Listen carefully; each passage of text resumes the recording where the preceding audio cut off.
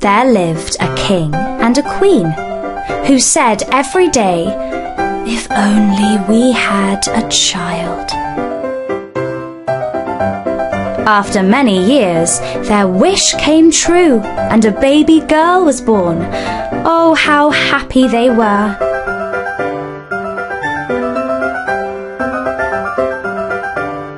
They shared their joy by inviting 7 wise fairies to the palace. When the fairies sat down to eat, they each found a gift made of gold by the side of their plate.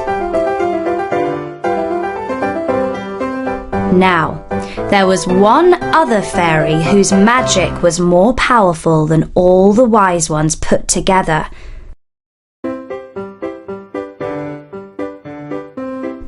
Unfortunately, this fairy had an evil heart. When she heard of the celebrations for the baby princess and found out that she had not been invited, she took great offense. Towards the end of the evening, each of the wise fairies gave a magical gift to the baby princess. The first wished her the gift of reason. The second wished her the gift of beauty. The third wished her the gift of grace. The fourth wished her the gift of music.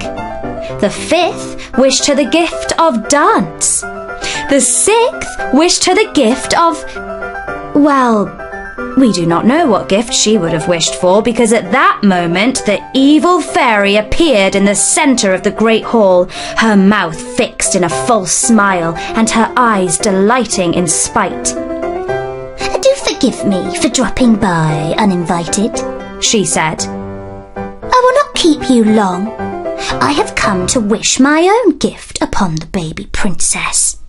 While the evil fairy held everyone's attention, the 7th good fairy hid behind the curtains. The wicked one continued, "I do so wish that the dear little princess shall grow up to be a radiant, accomplished and beautiful girl of 16 years, the delight of her parents' eyes. And then, on her 17th birthday, she shall prick her finger on the needle of a spinning wheel and die." How do you like that? Still laughing dreadfully, she strode from the hall. Amid the uproar, the 7th wise fairy stepped out of hiding and waved her wand to cast the spell of silence. "There remains a 7th and final wish that is mine to make," she said. "It is not in my power to entirely overcome the evil wish, but I can at least do this. When the princess pricks her finger, let her not die, but fall asleep for 100 years until she is awoken by true love's kiss." The very next day, the king passed a law forbidding anyone in the land from owning a spinning wheel. After that, no one ever spoke of the ill-fated banquet.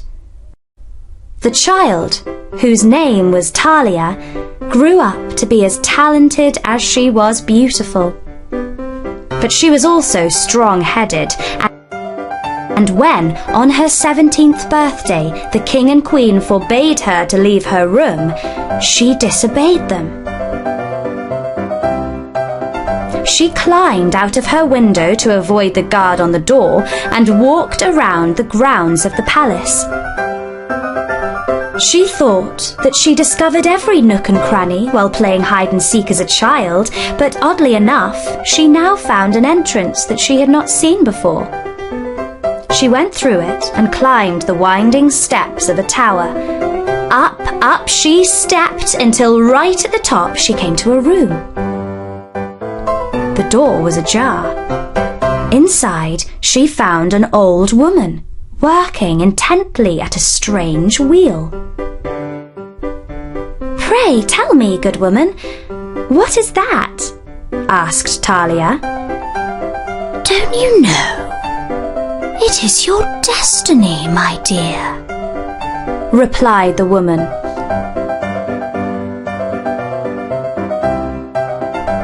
If it is my destiny, may I try it? The old woman let the princess sit and play with the fascinating toy. The wheel spun and the needle bobbed up and down. "What fun!" exclaimed Talia.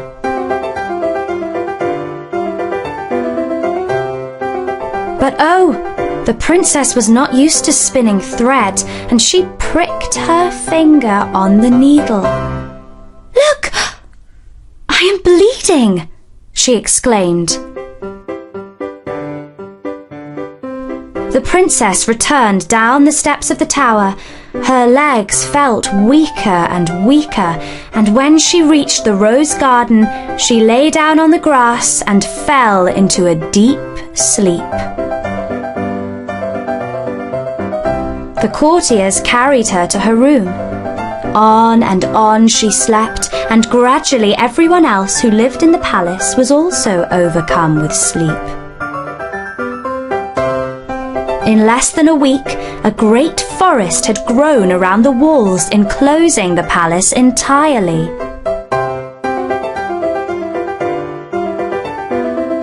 "100 years later, a prince was out hunting. He asked his companions, 'What are those towers above the treetops?' Some said that an ogre lived there. Others said that witches danced there at full moon.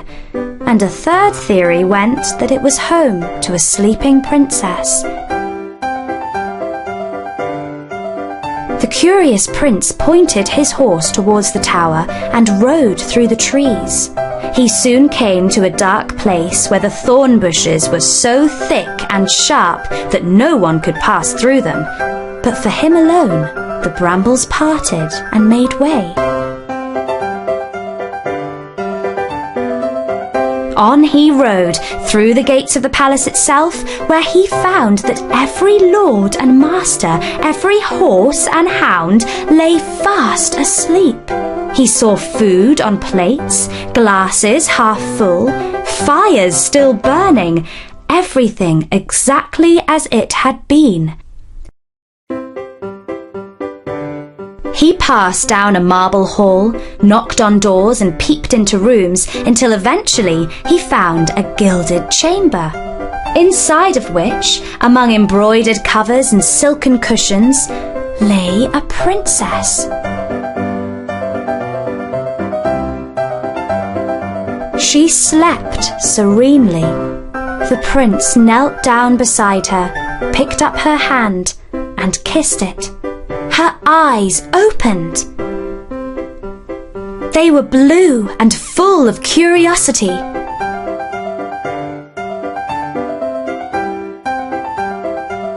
"Who are you?" she asked. "Your husband-to-be, or so I dare to hope,"